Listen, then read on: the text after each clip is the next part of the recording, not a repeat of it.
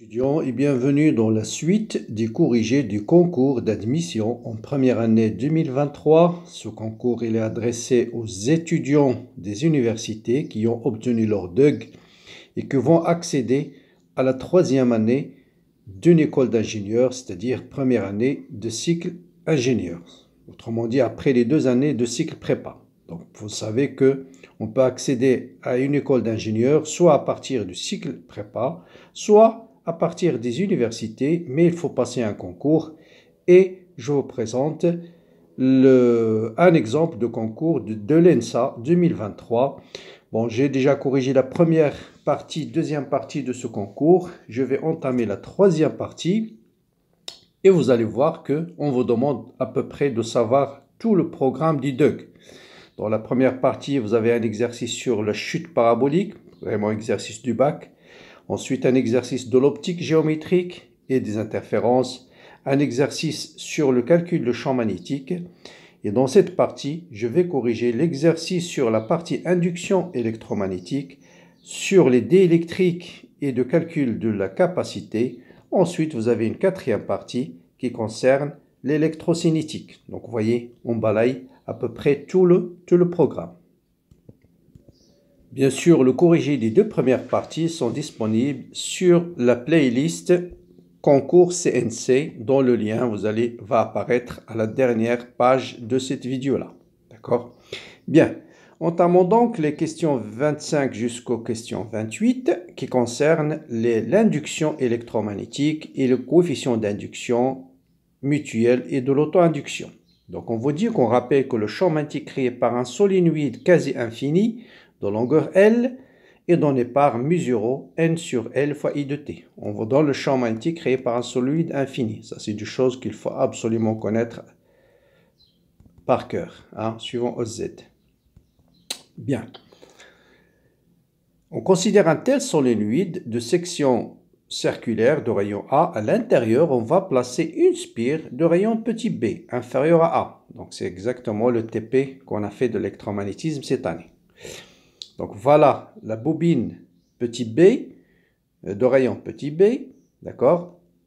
Question, on vous dit que la bobine fait un angle θ avec l'axe de solénoïde. Quel est le flux du champ magnétique créé par le solénoïde à travers la spire circulaire? C'est-à-dire le flux envoyé par le solénoïde à travers la spire circulaire. Bon, c'est des questions très classiques. Vous savez que le flux envoyé par le circuit 1 à travers le circuit 2, c'est l'intégrale de B1 fois ds2. Donc c'est le circuit 1 qui crée le champ magnétique et on calcule le flux à travers la surface du circuit 2. Le circuit 2, c'est la bobine de rayon petit b. Ici, bien sûr, c'est un produit scalaire. Donc c'est le module de B fois le ds fois cosinus de l'angle entre les deux, c'est-à-dire cosinus θ. Or, ici, on est dans un cas très simple. Le champ magnétique, il est constant. Je le sors de l'intégrale. Il me reste juste θ aussi, il est constant. L'angle, il est constant. Donc, il vous reste directement l'intégrale d de SCS et la surface d'une spire, c'est pi r carré, c'est pi fois b carré. Donc, je remplace et vous avez directement le flux mu0 n sur L fois I pi b au carré cosinus θ. C'est la réponse petit b. Donc, réponse B. Bien. Ensuite, quel est le coefficient d'induction mutuelle? Bon, tout de suite, déduction, le flux est lié au coefficient d'induction mutuelle, c'est M12 fois I1. Donc, c'est le coefficient de proportionnalité entre le flux envoyé par le circuit 1 à travers 2 et le courant qui circule dans le circuit 1. Donc, juste par analogie, vous avez directement, il suffit d'enlever ici 1. Le reste, c'est le coefficient d'induction mutuelle. Donc, mu0 n sur L pi b carré cosinus θ ne dépend que des paramètres géométriques. C'est l'équivalent de la capacité d'un condensateur pour les dés électriques. Voilà, donc question 26, voilà la réponse mu0 n sur L pi b au carré fois cosinus θ. Donc c'est la réponse B aussi. Donc réponse B. Question suivante. Maintenant, on suppose maintenant que θ égale à 0. Afin de fabriquer un transformateur avec ces 2 circuits, le solénoïde est traversé par un courant. Donc cette fois-ci, le courant, il dépend du temps. On va partir vers l'induction. La force électromotrice induite dans la petite bobine est Quelle est l'expression de la force induite? Bon. Donc là aussi, question classique. Il suffit de... Donc la force, on est toujours dans le cas, afin de fabriquer, le transformateur est traversé, on est toujours dans le cas θ égale à 0. D'accord? Donc là, ça correspond θ égale à 0. Donc c'est pas ce schéma, c'est toujours θ égale à 0. Bon, θ égale à 0, ça veut dire vous avez B et vous avez D de S. Bien. Donc dans ce cas, le flux envoyé par le solénoïde à travers la spire, ça sera B fois... non, c'est pas le corrige de cette question-là. Bon, attendez. Donc voilà, donc dans ce cas-là, vous avez le flux, c'est tout simplement B fois pi B au carré. Cosinus de 0, c'est 1. Donc fois 1. Parce que B, cette fois-ci, il est parallèle à D de S. Bien. Ici, on est dans le cas où le flux, c'est une fonction du temps. Parce que le courant, cette fois-ci, il dépend du temps. C'est I0 cosinus oméga t. Donc, vous êtes dans le cas d'un circuit fixe placé dans un champ magnétique variable. Cas de Neumann. Donc, vous avez une force électromotrice induite. Et la force électromotrice induite, c'est tout simplement, d'après la loi de Faraday, c'est moins la dérivée de phi par rapport au temps. Donc, moins d de phi sur d de t. Donc, si I égale à 0, donc ça, on va voir ici avec un signe plus dans ce cas-là, parce que I0 c'est bien cosinus, on va vérifier, c'est I0 c'est cosinus, voilà. Donc, c'est donc moins oméga fois pi b au carré, donc c'est plus ici. Donc, ça sera I0, mu0 n sur L, I0 oméga pi b carré sinus oméga t. Donc, autrement dit, en remplaçant par le coefficient d'induction mutuel. Donc, le coefficient d'induction mutuelle, c'est M.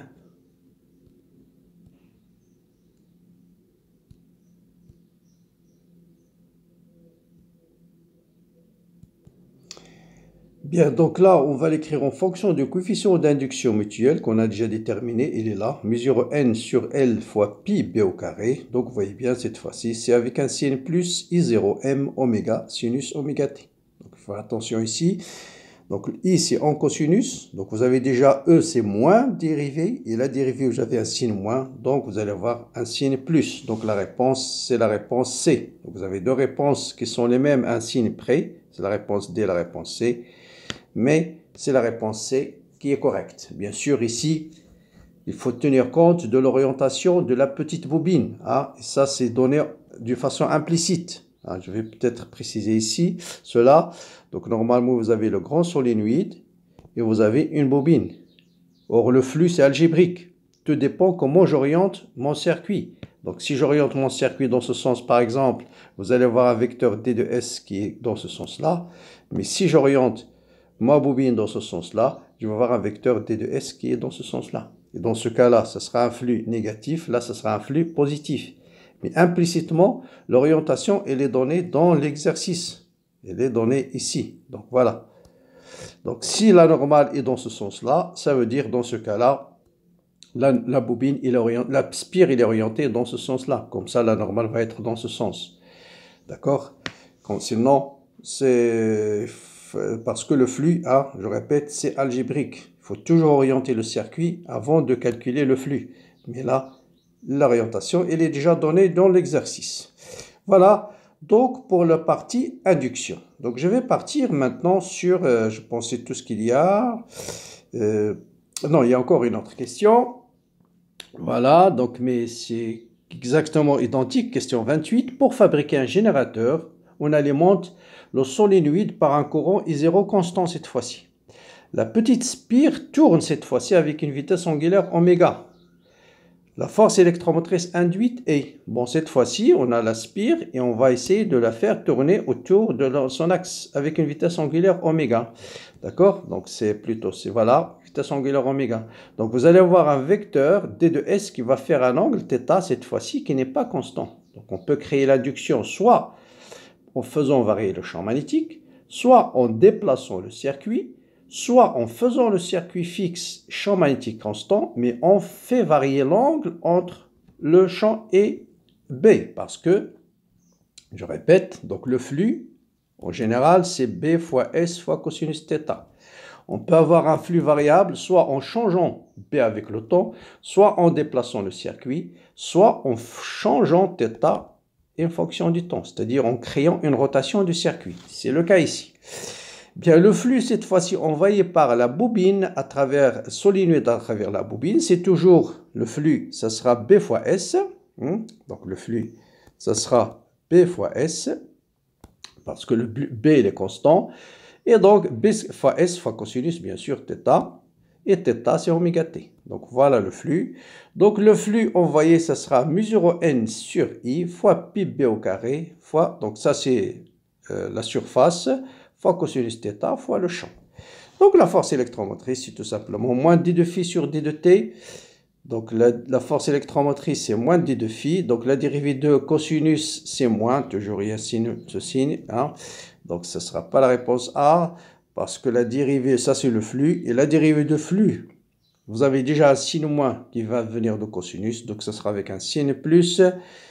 Ce ne sera pas la réponse A, ce sera mu0 n sur oméga sinus, non sinus, mu0 n pb au carré oméga et 0 sinus. Donc ce sera la réponse D. Voilà pour cet exercice sur, bon, il faut faire attention aux signes, sur l'exercice de l'induction. Bien, je vais enchaîner tout de suite par un exercice sur les dés électriques. Donc vous avez ici un condensateur de rayon interne R1, de rayon externe R2, qui contient deux couches. Bon, voilà, deux couches d'un dé électrique ε1, d'un dé électrique ε2. Conducteur interne, il porte une charge Q, et bien sûr, puisqu'un condensateur, vous avez influence totale, le conducteur externe porte la charge moins Q. Et la première question, c'est le champ électrique, ici, dans le milieu 1 et dans le milieu 2. Donc vous avez une couche d'électrique, de constante d'électrique ε1, et une deuxième couche de constante d'électrique ε2. Bien. Bon, ça, je l'ai déjà traité, je ne sais pas combien de fois sur la chaîne, dans la playlist électromagnétisme. Chaque fois que vous avez un dé électrique, vous avez des charges libres. Le plus simple, c'est de commencer par le vecteur déplacement électrique, qui lui ne dépend que des charges libres. Et vous serez dans le cas de calculer le champ électrostatique créé par un cylindre chargé avec une densité sigma. Bon, vous appliquez le théorème de Gauss. Par symétrie, il sera suivant ER. Prenez une surface de Gauss, un cylindre de rayon petit r et de hauteur h. Le flux, ça sera d fois 2 pi r fois h. La charge intérieure, ça sera sigma 2 pi r1 fois h. Et voilà le vecteur d. Vous remplacez q par sa valeur, sigma fois la surface totale du cylindre latéral du cylindre intérieur, c'est-à-dire 2 pi r1 fois L. Donc sigma fois R1, c'est Q sur 2 pi fois L. Et j'arrive à mon vecteur D. Une fois que j'ai mon vecteur D, je peux déterminer le champ, puisqu'on considère tout simplement les milieux sont des lières homogènes isotropes, même si ce n'est pas précisé dans l'exercice.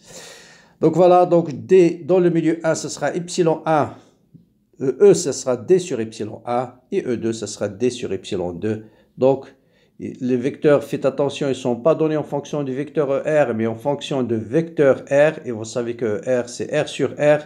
Donc ici, soit Q sur 2pi ε0 L1 sur R suivant ER. Hein, d'accord, ici, c'est sur R. Si je veux l'écrire en fonction de R, ce sera R sur R carré. Après, il suffit de diviser par ε1 par ε2 et ce sera la réponse B. Question 30, calculer la différence de potentiel V1 moins V2. Bon, là aussi, vous avez la relation de base, D de V, c'est moins E, D de R, parce que le champ ne dépend que de R.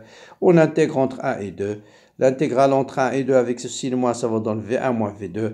Et il vous reste juste l'intégrale sur le premier dé électrique, donc le rayon varie R1 jusqu'à R3, et puis le deuxième dé électrique entre R3 jusqu'à R2. Après, ça vous donne log R3 sur R1 plus log R2 sur R3, ε1, ε2, c'est la réponse D. Enfin, quelle est la capacité de ce condensateur? Bon, là aussi, très simple. Vous avez V1 moins V2, C est égal à Q sur V1 moins V2. Donc, je factorise par Q et la capacité, c'est l'inverse de ce terme, c'est-à-dire 2 pi L sur 1 sur ε1, log de R3 sur R1 plus 1 sur ε2, log de R2 sur R3. Voilà pour cette quatrième partie, corrigée de ces quatrième parties Donc voilà, vous avez beaucoup de concours qui sont disponibles sur la playlist concours CNC. Je vais corriger d'autres concours de filière d'ingénieur bientôt, de l'NPT, de l'école d'ingénieur. Et il ne vous reste qu'à liker la vidéo, de la partager, laissez-moi vos commentaires. Bon courage, bonne continuation et bonne préparation surtout. Et à bientôt.